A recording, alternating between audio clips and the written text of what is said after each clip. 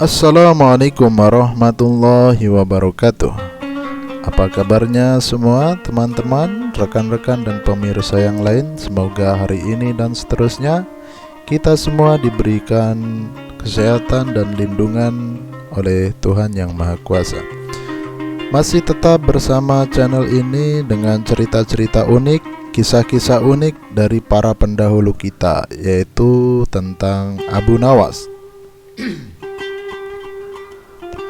Tidak seperti biasanya, hari itu Baginda Harun ar-Rasyid bermimpi dengan mimpi yang buruk, yang mana mimpi tersebut menyebabkan Abu Nawas harus terusir dari negeri kelahirannya.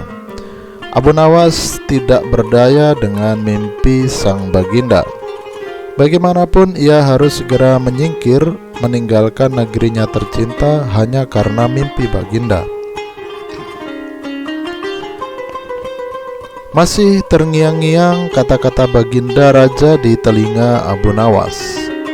Tatkala Baginda mengucapkan kalimat ini, "Wahai Abu Nawas, tadi malam aku bermimpi bertemu dengan seorang laki-laki tua.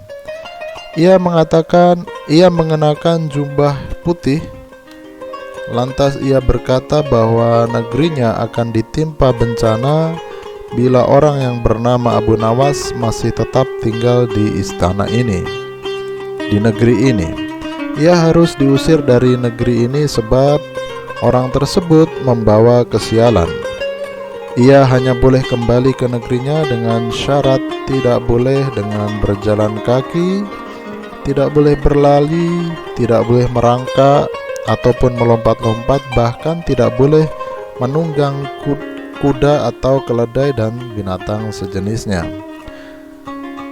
Akhirnya dengan berbekal dengan seadanya, Abu Nawas segera meninggalkan rumah dan istrinya. Istri Abu Nawas hanya bisa mengiringi kepergian suaminya dengan derayan air mata. Sudah 2 hari penuh Abu Nawas mengendarai keledainya. Bekal yang dibawanya mulai menipis. Abu Nawas tidak terlalu meresapi pengusiran dirinya dengan kesedihan yang terlalu mendalam. Justru sebaliknya, Abu Nawas merasa bertambah yakin bahwa Allah Subhanahu wa Ta'ala akan segera menolong keluar dari kesulitan yang sedang melilit pikirannya. Bukankah tiada seorang teman pun yang lebih baik daripada Allah Subhanahu wa Ta'ala di saat seperti itu? Setelah beberapa hari Abu Nawas berada di negeri orang, ia mulai diserang rasa rindu yang menyayat hatinya, dan yang paling dalam adalah kerinduan saat-saat bersama keluarganya. Rasa rindu itu makin lama makin menderu-deru seperti halnya dinginnya salju. Sangat sulit dibendung. Memang tidak ada jalan keluar yang lebih baik daripada berpikir. Tetapi dengan cara apakah ia harus kembali ke negerinya itu? Begitulah tanya Abu Nawas dalam hati. Apakah aku akan meminta bantuan orang lain dengan cara menggendongku dari negeri ini sampai ke istana Baginda? Tentu tidak. Tidak akan seorang pun yang mau melakukannya. Aku harus bisa menolong diriku sendiri tanpa melibatkan orang lain. Pada hari ke-19, Abu Nawas menemukan satu cara yang tidak termasuk larangan Baginda di atas. Setelah segala sesuatunya dipersiapkan, Abu Nawas berangkat menuju ke negerinya sendiri. Perasaan rindu dan senang menggumpal menjadi satu. Kerinduan yang selama ini semakin menggila, seakan-akan sirna setelah Abu Nawas dekat dengan kampung halamannya. Mengetahui Abu Nawas bisa pulang kembali ke negerinya, penduduk sangatlah bergembira. Desas-desus tentang kembalinya Abu Nawas segera menyebar secepat bau semerbak bunga yang menyerbu hidung. Kabar kepulangan Abu Nawas juga sampai ke telinga Baginda Harun ar-Rasyid. Baginda juga merasa gembira mendengar kembalinya Abu Nawas.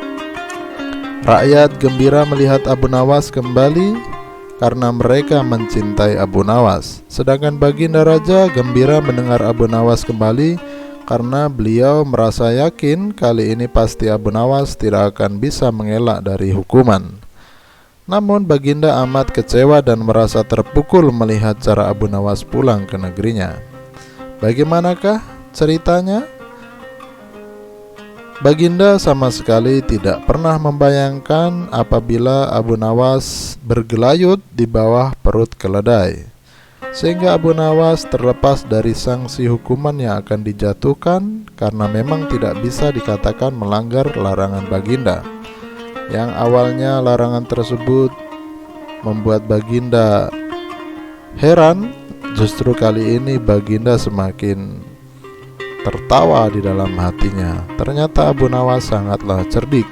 Abu Nawas tidak mengendarai keledai, tapi dia berada di bawah perut keledai sampai rumah. Sekian cerita kali ini. Bagaimana menurut teman-teman? Apakah Abu Nawas cukup cerdik?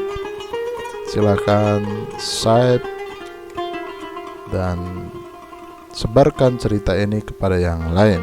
Assalamualaikum warahmatullahi wabarakatuh.